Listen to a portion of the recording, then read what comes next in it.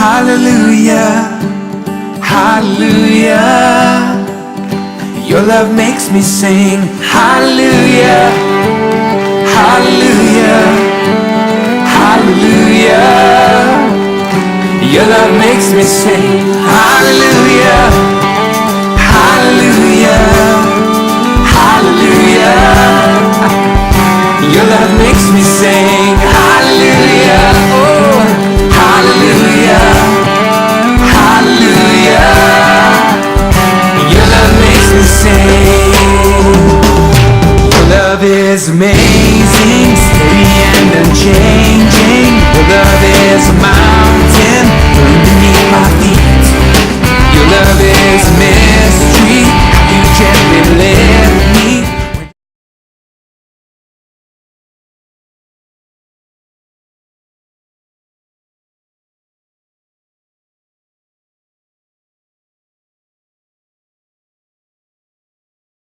பிரேஸ்லா sister, எப்படி இருக்கிறீங்க? நல்லா இருக்கீங்களா? நான் நல்லா இருக்கேன் சிஸ்டர். நீங்க எப்படி இருக்கீங்க? நான் நல்லா இருக்கிறேன், கர்த்தருடைய கிருபையால். நீங்க கொஞ்சம் டல்லா இருக்கிற மாதிரி தெரியுது. ஆமா சிஸ்டர், ஒரே மனசு கஷ்டம் சிஸ்டர். இந்த பிள்ளைங்க காலைல ஸ்கூல் போறதுக்குள்ள படுத்துற பாடு இருக்கு பாருங்க. பயங்கர தொந்தரவு பண்றாங்க சிஸ்டர். ஒரு பேச்சு கூட கேட்க மாட்டாங்க, சொல்றத எதுவுமே கேட்க மாட்டாங்க. கோவத்துல நல்லா போட்டு அடிச்சிட்டேன் சிஸ்டர் நான். அதுவே மனசு கஷ்டமா இருக்கு, யோசிச்சுட்டே உட்காந்துட்டு இருக்கேன். ஓ, குழந்தைங்களை அடிச்சதுனால மனசு கஷ்டமா இருக்குங்க? ஆமாங்க சிஸ்டர். அதை அடிக்கிறது தவறுன்னு நினைச்சு நீங்க ரொம்ப வருத்தப்படுறீங்க? ஆமாங்க சிஸ்டர். அதான் வேதத்துல அழகா சொல்லியிருக்க, நீதிமொழிகள் 23ஆம் அதிகாரத்துல 13, 14 வசனங்களை நீங்க படிச்சது இல்லைங்களா? படிப்போம் சிஸ்டர். மனசு ரொம்ப கஷ்டமா இருக்கு, ஆறுதலா இருக்கும். நான் வேணா உங்களுக்காக இப்போ படிப்பேன். சரிங்க சிஸ்டர்.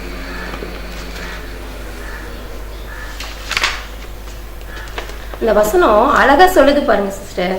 பிள்ளையை தண்டியாமல் விடாதே, அவனை பிரம்பினால் அடித்தால் அவன் சாகான், நீ பிரம்பினால் அவனை அடிக்கிறதுனால் பாதாளத்துக்கு அவன் ஆத்துமாவை தப்புவித்தாயே.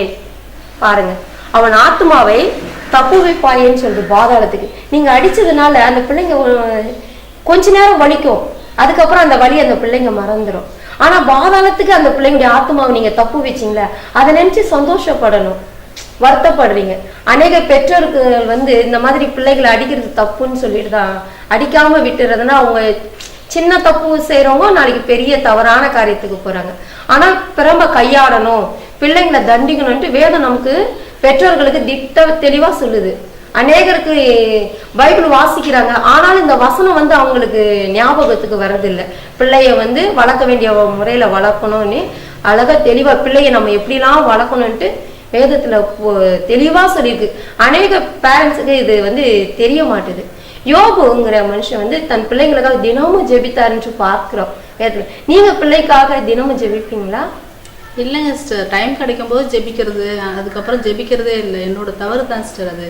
ஆனா கர்த்தர்கிட்ட நல்லா போராடி ஜெபிச்சு அந்த குழந்தைய பெற்றுக்கிட்டேன். ஆனா அதுக்கப்புறம் பாத்தீங்கன்னா அந்த பாரமே இல்லை, நான் தினமும் ஜெபிக்கிறது இல்லை சிஸ்டர். இனிமேட்னாச்சும் நான் ஒழுங்கா ஜெபிக்க ஆரம்பிக்கணும். பிள்ளைங்க கர்த்தரால் ஒரு சுதந்திரன்னு பார்க்கும். கற்பத்தின் கனி அவரால் கிடைக்கும் பலன்ட்டு தெளிவா சொல்லியிருக்கு. கர்த்தர் கொடுத்த அந்த சுதந்திரத்தை, அந்த பலனை நம்ம பேணி காக்கணும்.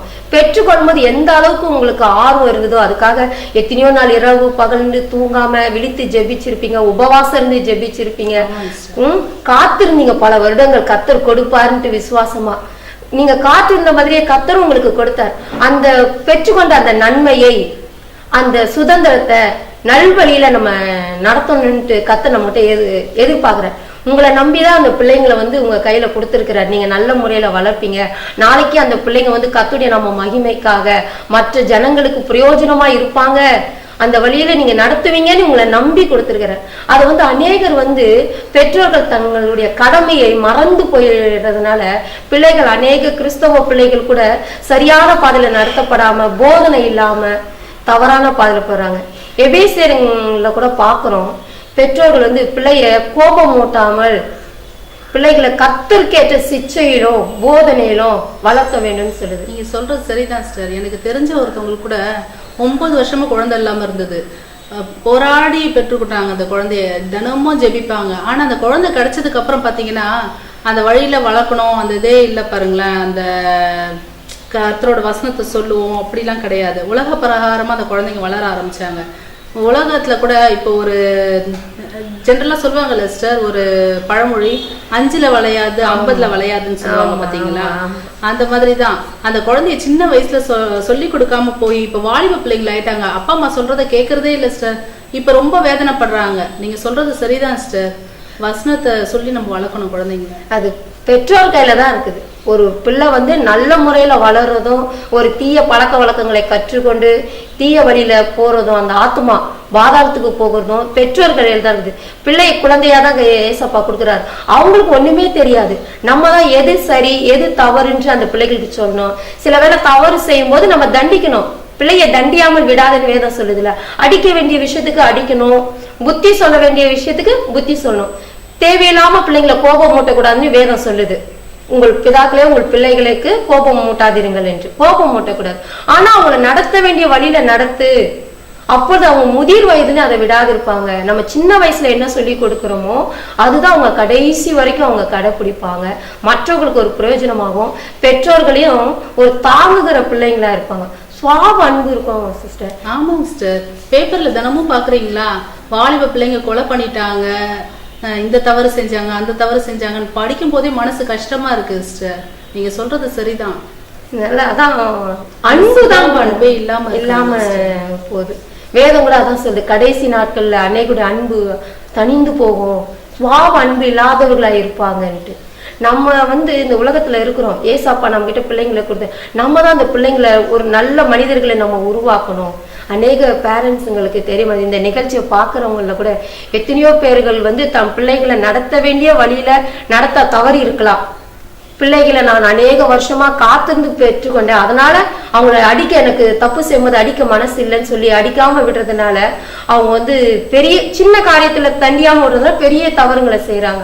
என்னதான் நம்ம கர்த்தர்கிட்ட கேட்டு பெற்றிருந்தாலும் கர்த்தர் நம்மளை நம்பி கொடுத்துக்க அந்த பிள்ளைகளை நடத்த வேண்டிய பொறுப்பு நம்ம கிட்டதான் இருக்குது. அந்த பொறுப்பை உணர்ந்து அந்த பெற்றோர்கள் ஒவ்வொருவரும் நிகழ்ச்சியை பார்க்கிறவர்களும் தம் பிள்ளைங்களை வந்து நடத்த வேண்டிய வழியில நடத்தும் போது நாளைக்கு அவர்களா எவ்வளவு ஒரு பிரயோஜனமானவங்களா, கர்த்தருடைய நாம மகிமைக்காக அவருடைய நாமத்தை மகிமைப்படுத்துறவங்களா, அநேகருக்கு ஒரு சாட்சி உள்ள பிள்ளைகளா இருப்பாங்க.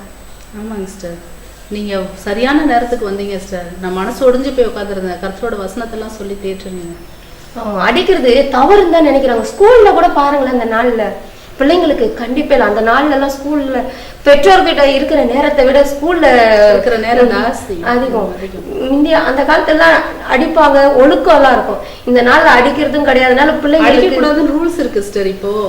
அப்படியும் இருக்குதுங்களா?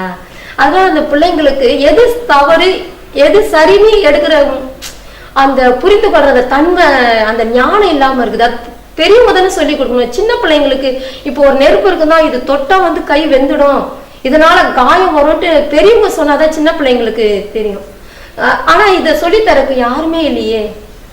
சின்ன தண்டனை, அவங்க தப்பு பண்ணா நம்ம அம்மா அடிப்பாங்க, அப்பா அடிப்பாங்க, ஸ்கூல்ல தப்பு பண்ணா டீச்சர் அடிப்பாங்கங்கிற அந்த பயம் பிள்ளைங்களுக்கு இருந்தாதான் அடுத்த திருப்ப அந்த தவறை செய்ய மாட்டாங்க. இந்த நாள்ல கண்டிப்பு இல்லாதனால கண்டிக்கிறதே தவறுன்னு நினைக்கிறாங்க சிஸ்டர். அந்த கண்டிப்பு இல்லாதனாலதான் இன்னைக்கு அநேக பிள்ளைங்கள் வந்து இந்த ஸ்கூல்ல நீங்க சொன்னீங்க பாருங்க, காம்போஸ்ட்ல குத்திட்டான்ட்டு, இதெல்லாம் வந்து கண்டிப்பு இல்லாதனாலதான் பிள்ளைகளுக்கு அந்த அன்பு பயம் இல்ல, அன்பு இல்ல. அதனாலதான் அன்பு இருந்தா வேற சொல் தன்னை போல் பிறனை நேசின்னு. அந்த அன்பு இல்ல. எல்லாத்துக்கும் கோவப்படுறாங்களே சிஸ்டர், நம்ம கண்டிச்சா கூட கோவப்படுறாங்களே. காலம் அப்படி மாறிக்கொண்டே இருக்குது. பிள்ளைங்களை கண்டிக்கிறதுக்கு கூட டீச்சர்களும் பயப்படுறாங்க. ஏதாவது நம்ம கண்டிச்சுட்டு அந்த பிள்ளைங்க போய் பெற்றோர்கிட்ட ஏதாச்சும் தவறா ஒரு 1 2 3 அப்படி கூட்டி கூட்டி சொல்லி அதனால தனக்கு பிரச்சனை வந்துருமோன்னு பயந்துகிட்டே டீச்சர்ஸ் கூட அநேக இந்த நாள்ல கண்டுக்காம விட்டுறாங்க. வேண்டிய வழி எல்லாமே பைபிள்ல நடத்தாம போயிடுறாங்க. நம்ம தான் படிச்சு நான் இனிமேட்னாச்சும் தினமும் ஒரு வசனத்தை சொல்லி கொடுத்து குழந்தைங்களை நடத்துறேன் சிஸ்டர். அந்த பிள்ளைங்களுக்காக தினமும் ஜெபிக்கணும். அந்த பிள்ளைங்களுக்கு கர்த்தருடைய வேதத்துல இருந்து ஆலோசனைகள் சொல்லணும். தன் கூட படிக்கிற பிள்ளைங்களுக்கு அன்பு செலுத்தணும். பிள்ளைங்களை மற்ற பிள்ளைகளை தேவையில்லாமல் அடிக்கிறது, சண்டை போடுறது, இதெல்லாம் இருக்கக்கூடாது. மற்ற நம்ம ஏசப்பாவுடைய பிள்ளைங்க நம்ம அன்பா இருக்கணும்னு சொல்லிட்டு பெற்றோர்கள் சொல்லி கொடுக்கும்போது இந்த பைபிள் வசனத்துல இந்த சிறு வயதுல அவங்க கை கொள்ளும் போது கண்டிப்பா நம்மளுடைய பிள்ளைங்கள்லாம் நாளைக்கு மற்றவங்க ரொம்ப ஆசீர்வாதமா இருப்பாங்க. நம்ம பிள்ளைகள் நிமித்தம் கர்த்தருடைய நாமமும் மகிமைப்படும். மற்றவர்களுக்கு நம்முடைய குழந்தைகள் வந்து ஒரு ஆசீர்வாதமானவர்களா இருப்பாங்க. இது வந்து பெற்றோர்களாகிய தான் செய்யணும்.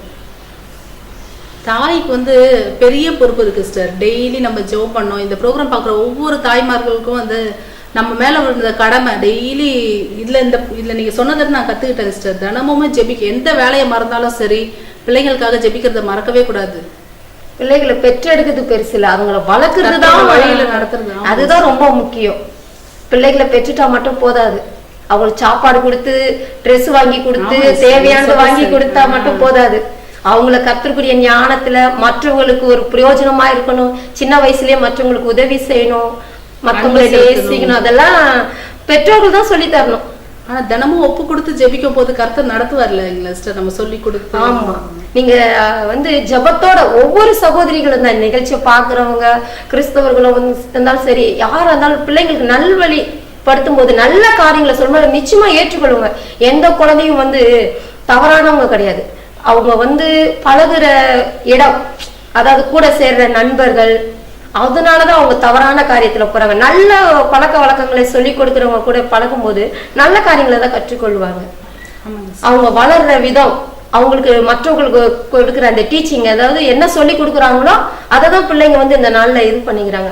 அப்போ சொல்றவங்க வந்து நல்ல காரியத்தை சொல்லிக்கணும். அது பேரண்ட்ஸா இருந்தாலும் இல்ல உறவினரா இருந்தாலும் பக்கத்துல இருக்கிற நண்பர்கள், அதாவது பக்கத்துல முன்னாடி எல்லாம் பாத்தீங்கன்னா அப்பா அம்மா 2 பேரும் கூடவே இருப்போம், விளையாடுவோம் குழந்தைங்களோட. இப்ப அதெல்லாம் இல்லாம போயிடுச்சு இல்லைங்க சிஸ்டர். இப்போ தினமும் 2 பேருமே சம்பாதிக்க வேண்டிய சூழ்நிலை, 2 பேருமே குழந்தைங்களை விட்டுட்டு போறோம். அந்த பிள்ளைங்க என்ன பண்ணுது, டிவியை பார்த்து வளருதுங்க சிஸ்டர். அது என்ன சரியோ அதை எடுத்துக்குதுங்க.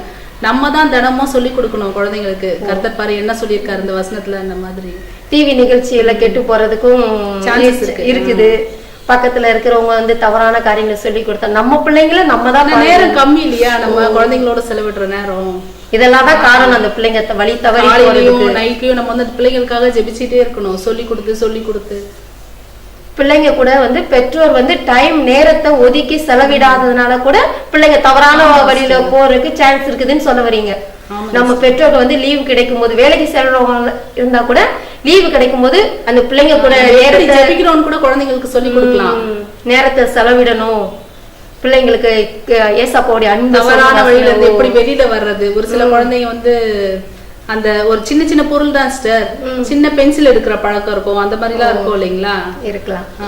அது வந்து பெருசா மாறும் பின்னாடி. நம்ம வந்து அதை தவறுன்னு சின்னதுலயே கண்டிக்கும் போது பெரிய தவறுகள் நடக்காம இருக்க வாய்ப்பு இருக்கு. அதாவது பெற்றோர்களும் பிள்ளைங்களுக்கு டைம் வந்து கூட டைம் ஒதுக்கி செலவிடணும் அவங்க கூட.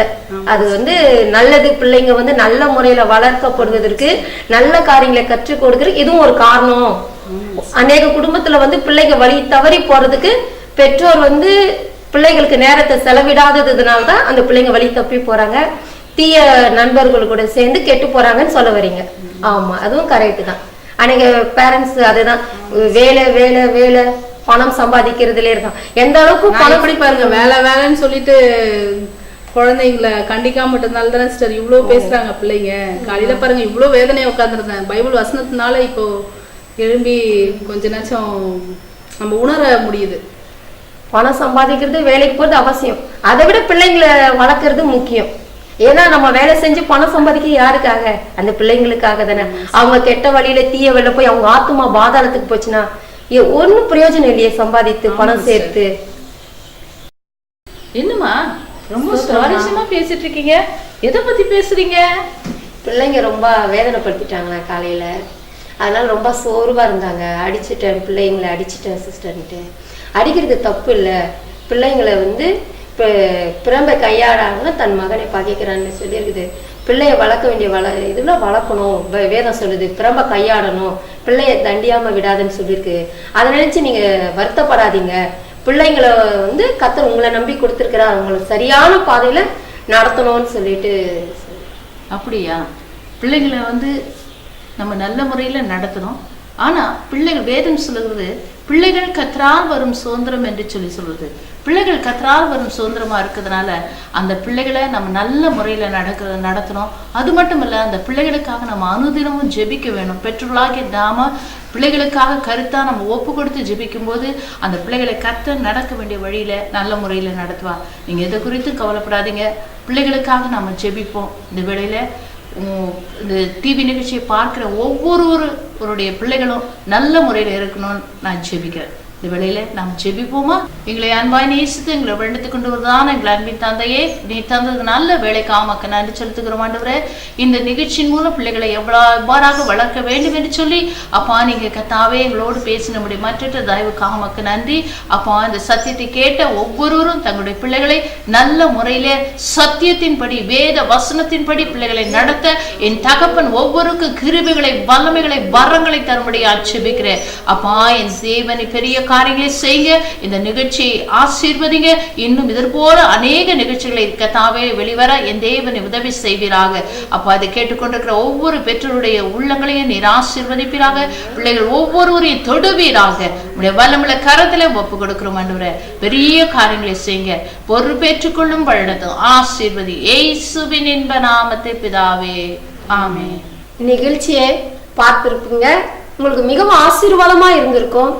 அநேக நல்ல கருத்துக்களை இந்த நாளில கர்த்தர் உங்களோட கூட பேசினார். பிள்ளைகளை எப்படி வளர்க்கணுங்கிறது உங்களுடைய கருத்துக்களை நீங்கள் சொல்ல விரும்பினால் இந்த ஸ்கிரீன்ல தெரிகிற நம்பருக்கு நீங்க தொடர்பு கொள்ளுங்க. Hallelujah, hallelujah, hallelujah. Your love makes me sing.